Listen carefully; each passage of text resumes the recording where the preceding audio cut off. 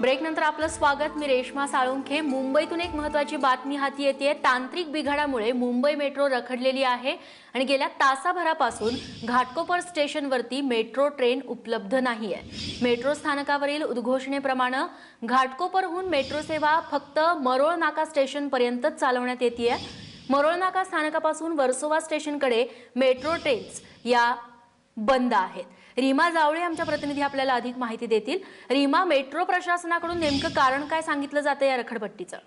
रेश्मा, आपल्याला मिळालेल्या माहितीप्रमाणे गेल्या तासाभरापासून घाटकोपर स्टेशन पासून मुंबई वर्सोवा या दोन स्थानकांदरम्यान मेट्रो सर्व्हिसेस पूर्णपणे बंद होत्या। मात्र एक 10 ते 15 मिनिटांपूर्वी मेट्रो सेवा जी सुरू करण्यात आली ती घाटकोपर ते मरोळ नाका या दोन स्टेशन दरम्यानच धावते आहे। मरोळ नाकापासून वेस्टर्न एक्सप्रेस हायवे अंधेरी किंवा वर्सोवा स्टेशनकडे ट्रेन येत नाहीयेत, त्याच्यामुळे संपूर्ण रेल्वे मेट्रोच्या स्थानकांवर मोठ्या प्रमाणावर गर्दी असते। आपले प्रतिनिधी विलास बढे जे स्वतः प्रवास करतायत त्यांनी सांगितलं। आणखीन एक माहिती आपल्याला तुर्तास मिळाली आहे की साकीनाका स्टेशन जवळ मेट्रो समोर एका व्यक्तीने आत्महत्या केल्याचं कळते, ज्याच्यामुळे हा टेक्निकल ग्लिच असू शकतो। मात्र मेट्रो प्रशासनाकडून तुर्तास या संदर्भात काही माहिती देण्यात आलेली नाहीये।